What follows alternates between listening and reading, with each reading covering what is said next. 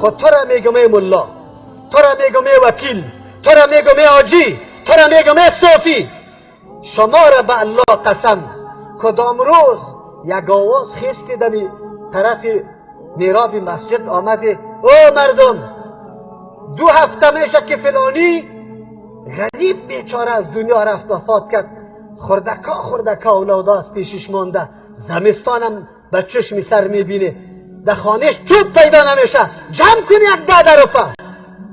وکیل صاحب کرده یمی کاره، تو را به الله قسم تو را میگم، ملا صاحب کرده یمی کاره، سری تو لازم بود واجب بود، اگر این کار نکنی مصداق از این میگی ولا یحض علی طعام المسکین. رأيت الذي يكذب بالدين فذلك الذي يدع اليتيم ولا يحض على طعام المسكين. رأيت الذي يكذب بالدين، کسی که تکذیب دین میکنه، جزا را میکنه، ثواب و حساب و کتاب میکنه، او را خبر بده برای من پیغمبر علیه السلام میشناسی؟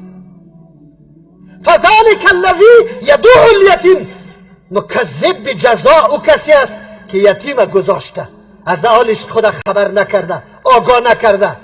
در کدام حالت هست؟ یتیم چه میکنه؟ طفلک خورد آله دستی و تلیا شده، از دریورا و کلی نرا شده، یا در مدرسه درس میخوانه و بی غیرت. یتیم چی میکنه؟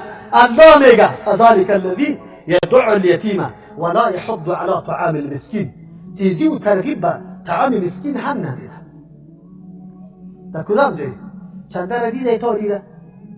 امیایی که میلاد برپا میکنه برای ازوا میگم، گپی برای بشنوی و با الله قسم به دلسوزی میگم که مالت ضایع میشه و در کجا مصرف میکنی؟